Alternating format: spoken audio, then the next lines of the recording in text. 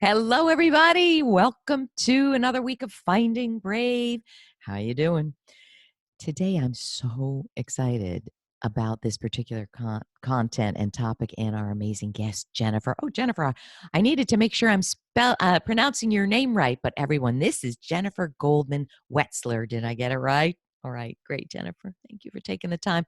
And we're going to be talking about Jennifer's latest book and the idea of conflict. And you have a really interesting take, Jennifer, on are we going for conflict free? Are we going for conflict resolution, which a million books have been about? And I've even had a few guests about resolution. Can't wait to hear. So, you know what I'd love you all to do? I mean, most of us, we live in a very social world at work and in our own lives. Think about where there's some conflict that you've struggled with, that you've tried everything you know how, but it hasn't resolved. And I have a feeling Jennifer's going to help you right here on the spot. So, everyone, let me tell you about Jennifer. Jennifer is founder and CEO of Alignment Strategies Group, the premier New York-based consulting firm that counsels CEOs, yikes, and their executive teams on how to optimize organizational health and growth. Author of the new book, Optimal Outcomes, Free Yourself from Conflict at Work, at Home, and in Life. She's the keynote speaker she is a keynote speaker at Fortune 500 companies, public institutions, and innovative, fast-growing startups where she inspires audiences of all kinds, including those at Google, Harvard, TEDx, and in your popular course at Columbia. Wow, you're busy. A former counterterrorism research fellow with the U.S. Department of Homeland Security. She's a graduate of Tufts and holds a PhD in social organizational psychology from Columbia. Good grief. Too bad you're not so busy. Thank you for being here. All right. I have so much to ask you. And we were just chatting before. Can you just tell us and gosh, your counterterrorism experience, I bet it feeds in very well to what you do. I'd love to hear Yes. a little bit about that and a little bit about, we were saying after I was a corporate person, I became a marriage and family therapist. And you were saying organizational psychology is different. Can you tell us a little bit about how that all works and how you advise CEOs and what you leverage from your experience? I'd love to hear that. Well, I will first say, first of all, thank you for having me on the Oh, show. my pleasure. It's great to be in conversation with you. Thank you. I think clinical psychologists who help people in family situations and marriage situations have more in common with organizational psychologists like myself than than we have with people in completely different fields, obviously. So Right, there's a lot that's in common. right. Also, if you take a systems approach to family dynamics, those are very, very similar to any kind of group dynamics work that you'll likely come across in organizational settings. So there's a lot of similarities. And I Interesting. think it's important to recognize the boundaries of our professional expertise because it can be just all too tempting. And even in the title of my book it says Yeah, at work, at home, and right. in life, because this book is absolutely intended, and there are many, many, many stories from the home context and the work context and the public life context in the book. The prime family story in my book is about me and my mom, and I talk about that in my TEDx talk. Right. So I I love do that. absolutely have insight and ideas and practices that people can use no matter where you are looking at conflict in your life, whether it's at work or at home or elsewhere. That said, I was trained professionally as an organizational psychologist, which means that the Wow. first thing that I do is I look at what's happening in a system, what's happening not only with the individuals involved, but also with the rest of the people who might be either influenced by or Oh, influencing the situation. Often those people are more of a factor, more involved than we like to give them credit for. And it can seem like it's just us and one other person, and we're in conflict with that person. And the part of the problem and part of how we can free ourselves from those dynamics, the problem is we see these things in such black and white terms. We think it's me and them. And so if it doesn't if my doing XYZ with them doesn't work, then I'm going to try ABC with them and see if that works. And then I'm going to try DEF with that person. And part of the key to the whole thing is to realize, hey, maybe there's nothing more to be done with that person, right? Wow. Maybe I need to look at the rest of the system and see, is there anyone else here? Is there anything else here that's involved that might have some leverage? And my experience is that in organizations in particular, when I help people take that wide angle lens, they sometimes immediately, I mean, with the snap of a finger, just thinking about that helps people go, oh my gosh, I can't believe I've been banging my head up against the wall trying to figure out what to do with this one other person when there's this other very obvious way to go about it. Wow. I so just want to highlight and I so resonate with what you said. And I think that's why I'm so drawn to your work. I trained as a marriage and family therapist, and MFT work is systems work. And Mm, I remember the first class I ever took, they were basically saying, we focus not on that the individual is broken or the individual is the problem. We look at the system that is sustaining and perpetuating the issue. And I remember going, I don't get this. Sometimes the person is the problem. But now, after years of thinking of a system, thinking of it that way, I think it's just so much more powerful and so much more potent in understanding how conflict is sustained. mhm. Oh, I love it. Yes, I love it. yes, I love it. So we absolutely. probably have over dinner, we would have a lot of similar stories, I think, if we shared. All Yes. right. So let's go to what do you think is the biggest message from your book about and talk about conflict free Mhm. versus conflict resolution? Can you? Because Yes. let me just say this. Everyone wants to be conflict free, I think. Although some people thrive on conflict. Some people love it. Some people feel that's what gives them juice, right? But I think most of us feel that conflict, you tell me if I'm wrong here, but I think most of us feel it gets in the way. Mhm. It sucks out our energy and our confidence and our ability to move forward in ways that uplift us and others. So what do you mean by free versus conflict resolution? Can you tell us? Yes, absolutely.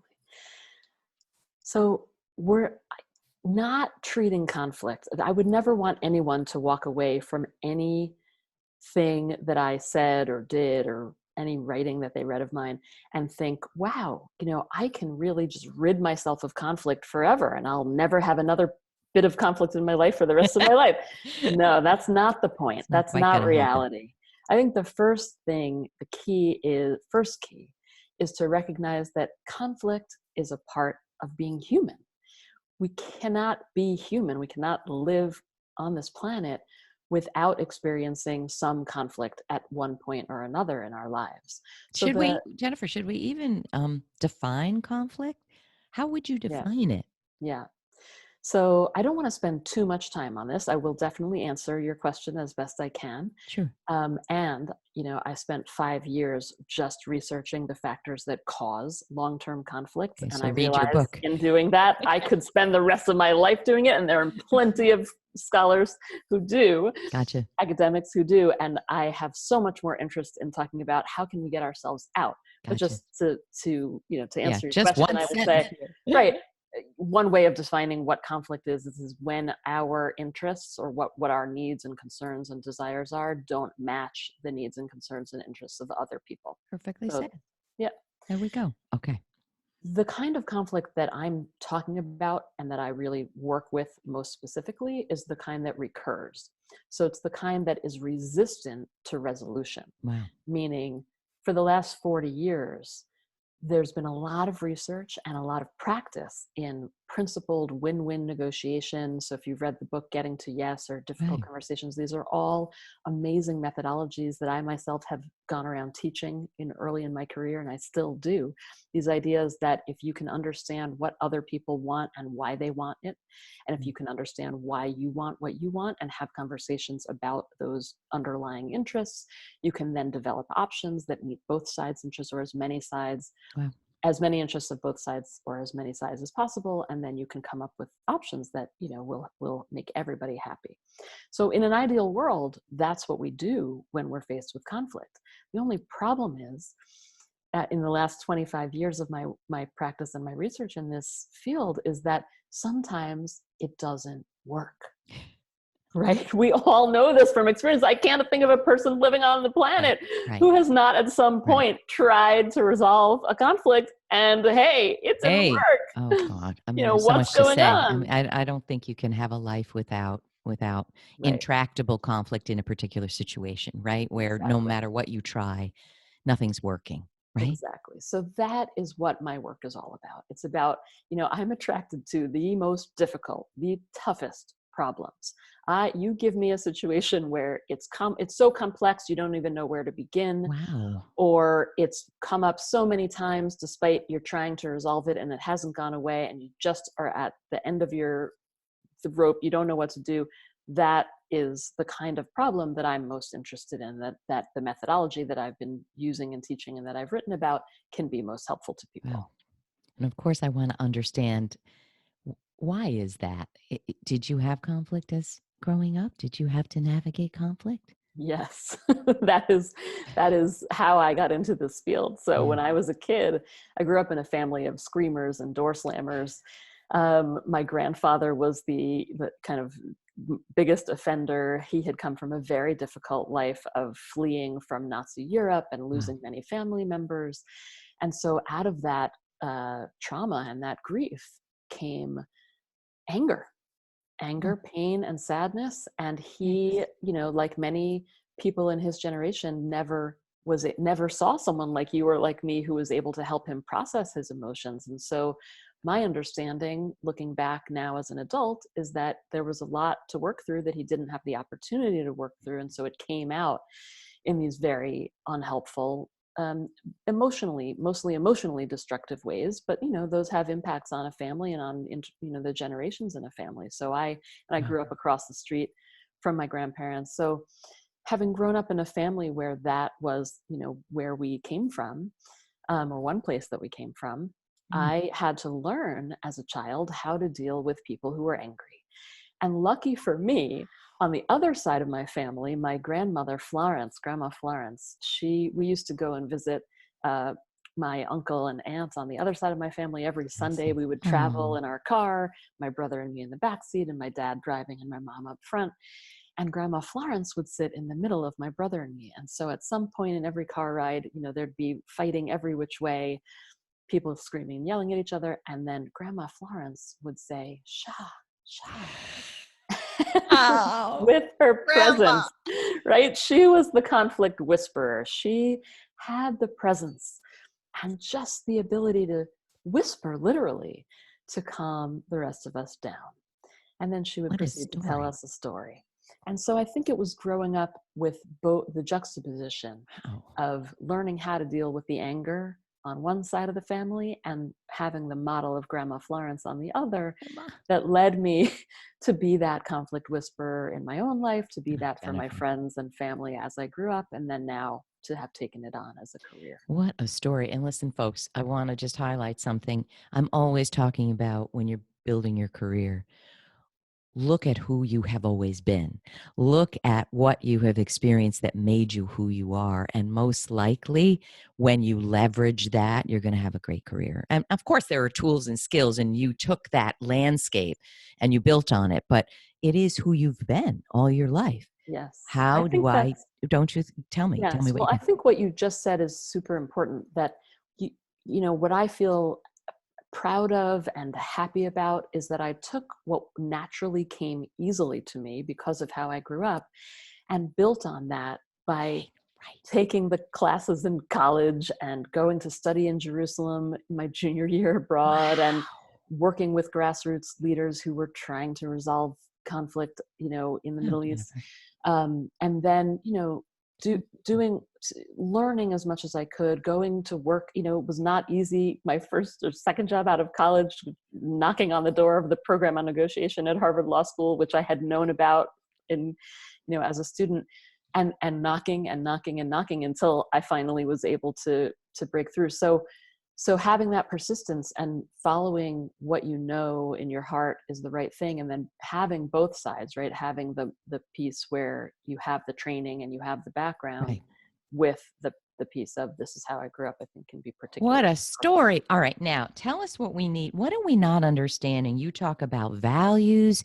What are we what do we need to do today? Let's say today we have an intractable conflict at work. Yeah. Gosh, I'd love to see you at work, like working with these. I'm sure you've worked with Yeah. some narcissistic personalities. Yeah. I've so let's start there.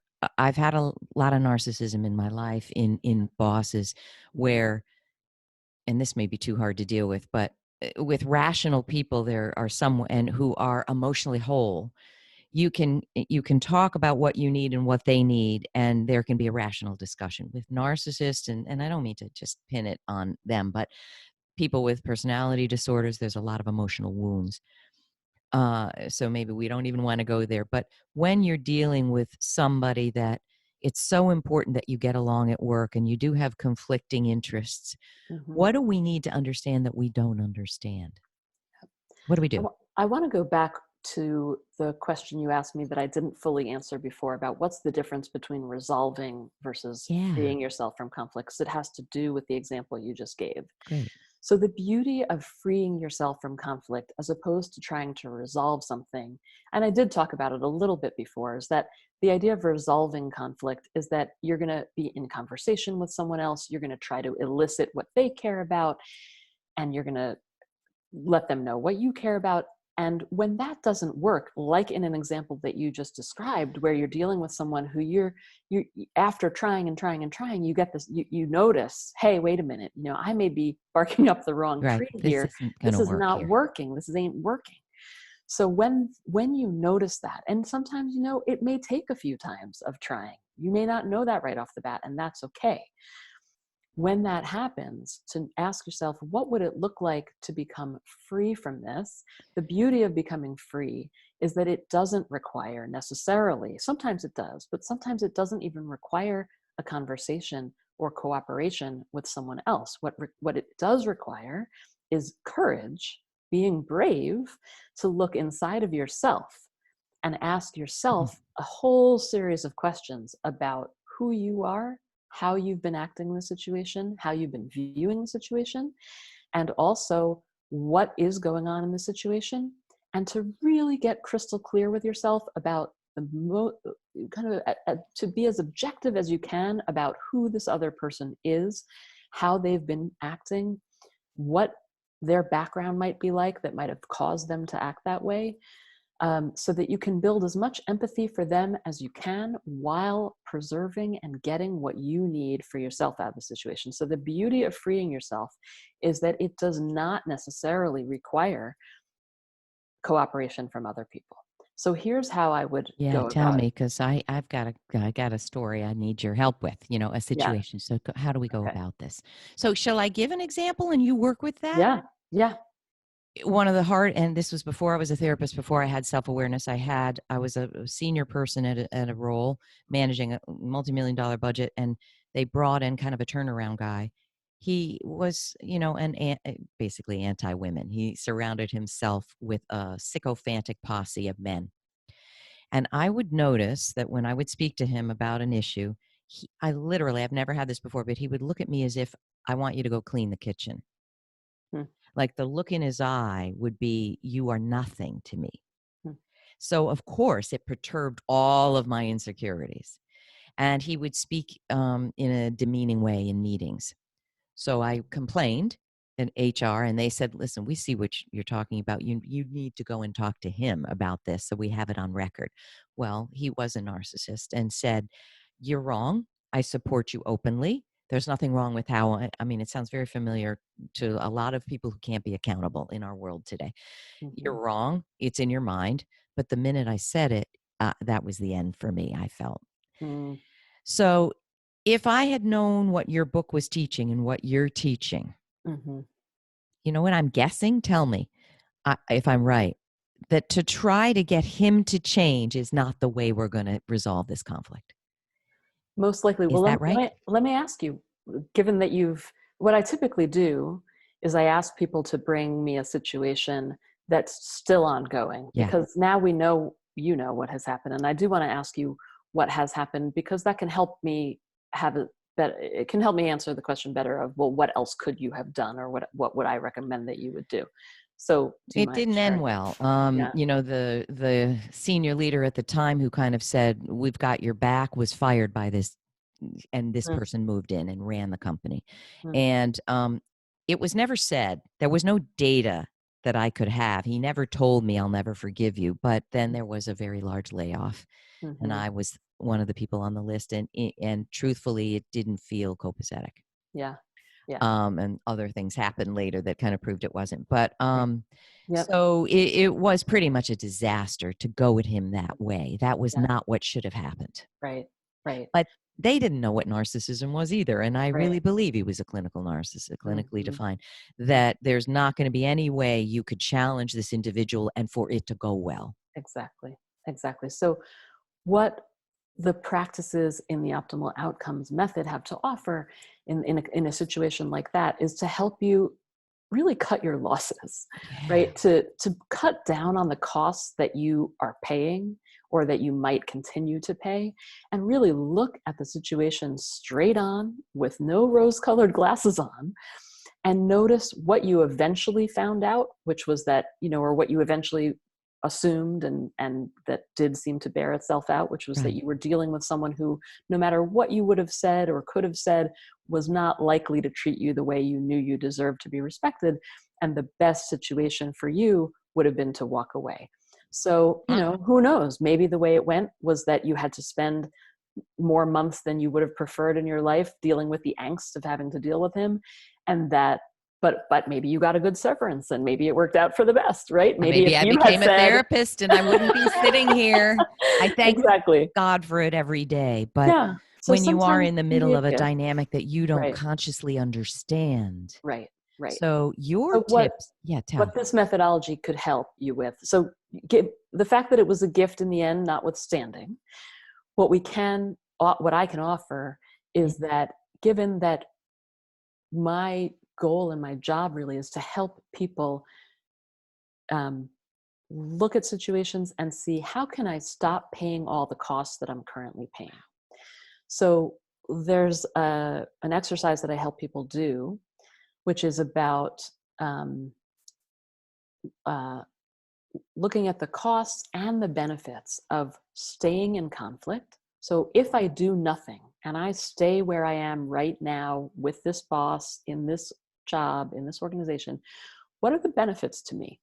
And what are the costs to me? What am I paying for staying here? Mm, And I would even so say staying important. stuck here.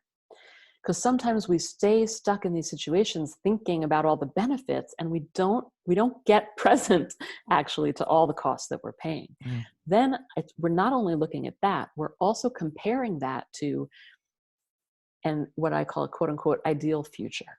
So in my imagined universe, the best situation I could imagine happening here, what would that be? Thinking about that at the time, like thinking, in my best case scenario, what would that be here? Wow.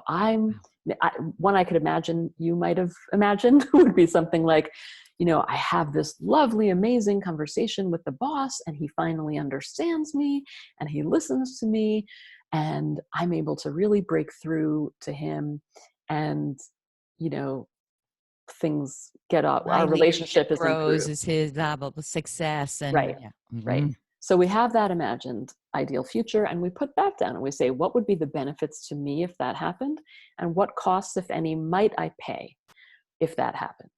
And then we compare the ideal future that we just said against the costs and benefits of staying in conflict, Wow. against what might happen if I walk away. So if this ideal future doesn't work out, and if I'm paying too many costs for staying stuck in conflict, what would happen if I walk away? Well, if I find a new job, or I get fired, or I quit, right? What costs might I pay if I do that? And what benefits might there be there as well? And we want to look at the situation and compare the costs and benefits of each of those three ways of going, and look which one of these has the fewest costs associated with it, Hmm. which one is the most Brilliant. likely to allow me to engage in pattern breaking behavior.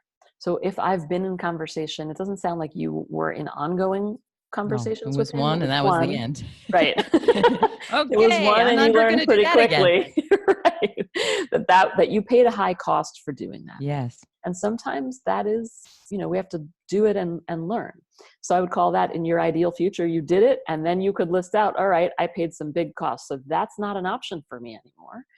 And staying stuck in conflict, maybe that's not going to be a great option for me either, because I'm paying so many costs now that he isn't treating me well, or he never was treating me well, and I can't be my authentic self at work. I can't get my work done because he's standing in my way. Every day I show up and I just have a pit in my stomach, and this is not the way I want to live my life. So we've now basically seen the deep cost that you're paying for both the imagined future and staying in conflict. Well, what would it look like to walk away? So again, All right, you ended up I got a walking deep away. question here, Jennifer. Here we Yeah. go. Yeah.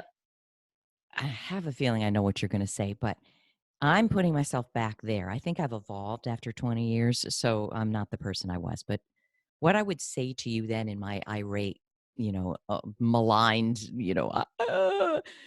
victim feeling is, Mm-hmm. why should I have to walk away? Ah, It's not fair. yes, Don't you absolutely. hear that I hear every that day? all the time. So Right. I say there are 3 things that we all wish when we are stuck in conflict. Yes. We wish the situation were different.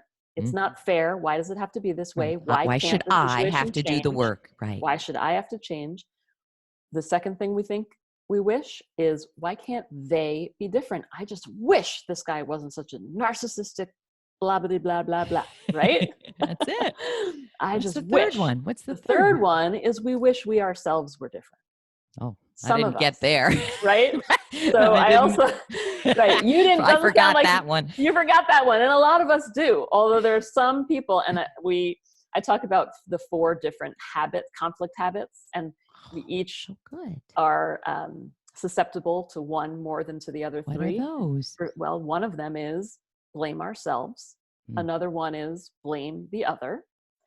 Another is we avoid or we shut down in the face of conflict. We all probably know people who do that. Maybe Yeah. it's yourself. And then relentlessly collaborate, a little counterintuitive, but we try and we try and we try and we try. We offer option after option, and people are not willing to work with us. So good. So we fall into these conflict habits. We get trapped. So these are so back to the 3 wishes. We typically wish the situation were different. And yes, I feel for you. I have empathy. We all do it. And I think the problem is, when we're wishing that a situation or another person would change, and the reality is that they're not going to, we can wish till the cows come home, and it's not going to make a single iota of difference. It's just not. Would you agree with this statement? This podcast is all about bravery. My upcoming book is The Most Powerful You. It's about, how do we take back positive power? Mm-hmm. The problem, I think, with this, in another way of speaking, is it's placing all your power in the hands of this individual. Yes. You will remain a victim in your mind. Exactly. Right? Is that it? That's exactly right. I couldn't say it any better. The only thing I can add to that is to say, what I talk about as an optimal outcome is one that not only takes into account your ideal future. So in your imagination, what could you imagine would be the best thing here, which we already talked about in this case, but it also takes into account reality. So I'm holding up my arm as I think this is the y-axis, right? Going up to the sky. And then the x-axis is reality.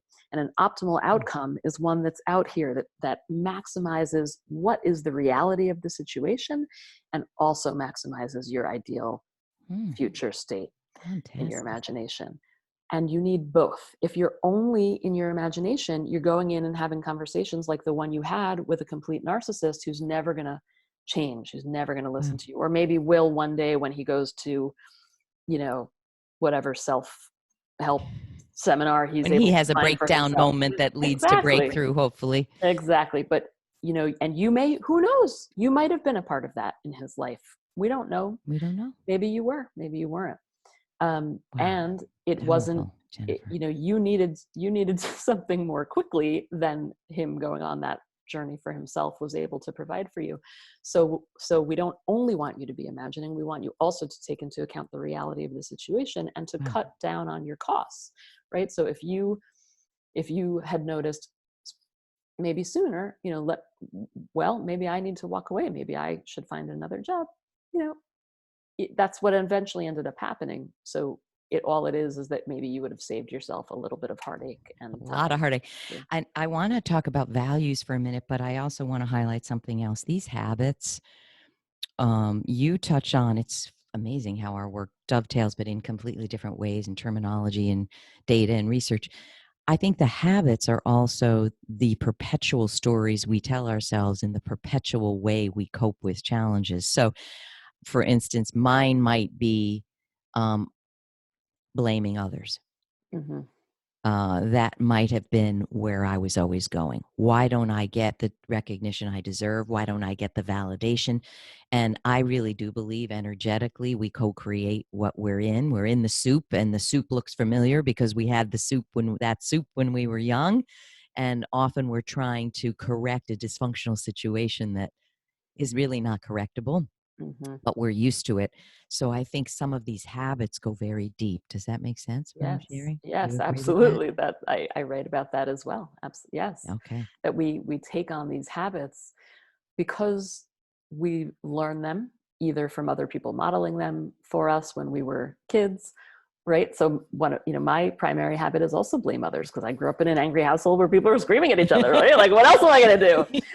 And if you And ask my oh my colleagues, right? So I once took an assessment online, and one of my colleagues, and it came out that they didn't call it blame others, which is the assessment that I've created, but based on my own research, but it was called something similar. right. And I shared my results with my colleague who I was working with, and he said, "Are you kidding me? Anger? I just don't get it." Because I've learned, and I mean, I had Grandma Florence, right? Wow. But I've also learned from doing the work and helping other people do the work how to manage my emotions, particularly when I'm in a professional environment. So we can learn these things and we can change it around, but for sure we're influenced by how how we grew up in particular. Um, and what else did I want to tell you about these four habits? Oh, is that we do them with the best of intentions. So we don't typically start out intending to blame or attack someone else. We Of course. intend to win a fight, or we intend to show someone we're right, or we intend to win the argument. Wow. These can be good intentions, but when we do them habitually, they become warped into, constant competition or constantly blaming or criticizing other people. So the key is not to never do them. The key is to kind of notice when they become these habits that we don't know how to do it any other way when we're stuck in recurring conflict. Also, we don't do these willy-nilly all the time. We do them particularly when we're stuck in conflict. So collaborating is a great thing, but when we're stuck and we just keep trying to collaborate and collaborate and collaborate, and the other people are not cooperating back with us, it's just not getting us anywhere. Yeah. We're wasting Just time, totally energy, wasting your money. precious time. It's so good. And I need to interview you on my Forbes blog because I also want to talk about your counterterrorism experience and how it feeds in. So we're going to do that if you don't mind. Great. But one final thing, can you tell us how values play in? We haven't touched on that, have Yeah, we? Tell us yeah, that. But yeah, then I have to, ask you where can we learn more, take your assessment, read your book. But tell yeah. us about values, please. Well, there are two different kinds of values that I talk about. One are what I call ideal values, and these are the things that we put up on a plaque in the lobby of our company. Right? These are the things that we're proud to We say. put the customer first. Oh, right. We're Exactly. so generous and compassionate and oh, please. You got it. Sounds like you've been in lots of lobbies of clients lately. Yes. So, these are the things we're proud to say really matter to us, right? Right. Healthy living, spirituality, adventure, customer first. And then there are what I call shadow values. And Wow. these What are the is that? things that we really care about in life, and we are not proud to say that we care about. And so what happens is we push them down, we pretend they don't exist. But the problem is they ooze out anyway, and they tend to wreak havoc on our relationships with other people and cause all kinds of conflict inside of our own selves, and of course then with other people. So what are So, the top shadow values you right, deal with? you Would know, that be classic, winning at all costs? I yep, gotta be on top. could be competition, could be a shadow value of status or recognition, um, Mm, financial security, even love can be a shadow value. The total, to me, one of the fascinating mm. things about juxtaposing ideal values and shadow values is that one person's ideal value, like love, can be another person's shadow value. Meaning, one person might be very proud to say, you know, love is something that is really important to me and I care about it. While someone else might have grown up in a situation where love was not allowed to be shown, was not talked about. You're not allowed to say that you love each other. And so it kind of gets pushed down into the shadow and can Wow. be very, you know, can cause conflict with other people who don't understand what you know, what your behavior. So you might value it, but it was a negative. It was perceived negatively or punished in you, so you don't actually show it in a Yeah. way that people can feel it and understand it. Yes. I think a better love is a kind of more tricky That's example, hard. Yeah. but a better example or an easier example to understand is something like caring about recognition, Yeah. right? Many people want to be recognized for their contributions to a team, let's say. And when we're not recognized, it can feel very hurtful. And yet, particularly in American culture and in many cultures all around the world, it can be very difficult to come right out and admit to ourselves, I care about being recognized for my achievements or for my contributions or for the fact that I'm part of this group of friends or whatever it is. And so um, owning, so there's a lot It's of beautiful. power in being able to own just for yourself. Again, this does not require a conversation with someone else necessarily. It might eventually lead you there. And that we could So talk good. about, you know, what's a pattern breaking path and how do you get there eventually. But at the core, this is about acknowledging for yourself, you know what, I do care about being recognized. And so if that's the case, I have a choice. I could either choose to let that value settle down and kind of let it go, or I could choose to honor it. And I could choose to say to myself, you know what, I care about this. And I'm going to ask myself, what could I do in this situation that would allow me to feel recognized? Do I need to ask someone else for the recognition that I am so craving? Um, so we can Good, turn Jennifer. those, we can honor those shadow values for ourselves, and there's also a ton of power in honoring those for other people. So if someone's treating us just in a way that is very difficult for us, and we don't understand why someone's either, you know, being greedy or obnoxious, or we're pointing our finger at them and saying, why are they so narcissistic, whatever, it can help us to ask ourselves, what shadow value might they be harboring that's leading them to act the way that they're acting. And in the book, Oh, I have a wow. kind of It's so list. good. I Lists of want to, I just want to be transparent and share when you're talking, you know, I realize, and people have pointed it out, Kathy, you need a lot of validation. And it's not something I'm proud of. It's not something that serves me. right. And I know where it comes from because I didn't feel I got validation as a child. And, you know, people have said, oh, you're blaming your parents. I'm really not. Nobody gets out of bed and says, I'm going to blow it. I'm going to, you know, make my kid go to therapy. Right. It's not blame. It's eyes wide open. I didn't get what my little soul needed. Mhm. But I think part of your work is eyes wide open. Is that really working for me to continue to feel a wound of not being validated and Mhm. to really understand yourself and love yourself? But I think to close the wound, close a power gap there. Does that make sense? Yeah. Yes. And to be able to do that for other people, Mm. even when they can't do it for themselves. That's the power. That's where you can free yourself from a conflict situation, even when the other person hasn't done the 10 years of therapy that you have or that you wish they had, right?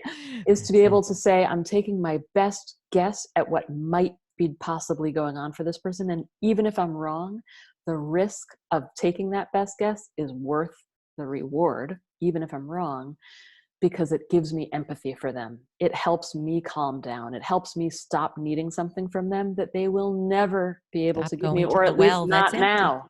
And if you Exactly. said, oh, I don't want to let you go. One more thing. If you sense in someone, oh my God, this Kathy, she needs a lot of validation. You sense their shadow value. Would one approach be give them the thing that they're desperate for? Yes, that is how Well, to she just honor needs it. me to say she did a good job, the poor thing. Exactly, exactly. Can Yeah, you you did a imagine good job. this world if we went around being that for other people? We thought to ourselves, what shadow value could possibly be driving Kathy's behavior? Oh, maybe she needs some kind of recognition or validation.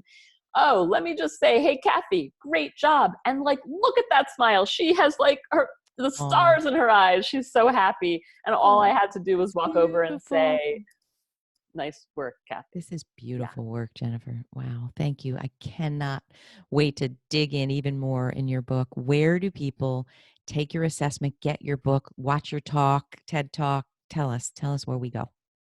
It's all at optimaloutcomesbook.com. There you go. That's what we're looking for. I've so loved it. You know, part of the job that I do, the work, is that I learn from every single person I speak with. I feel like I just took a master class at Columbia. Thank you for being here. Thank you, Jennifer. It's beautiful work you're doing. I Thank you so so much, appreciate it. Kathy. It's great to be with you. And we'll do something on Forbes soon. All right, everybody. I hope this really speaks to you in a deep way. I mean, who is conflict free every minute? I hope you will pore over Jennifer's book and apply these strategies because I know they work. I already feel better. I didn't even know I had a shadow value working. We're so hard here. I know you will love this, and we'd love to hear from you. So wherever you see this, and put a rating and a review on Apple Podcasts for us. Let us know how these strategies are helping you. We'd love to hear it. All right, everybody, have a fantastic, brave week, and see you next time. And thank you so much, Jennifer. Thank you, Kathy.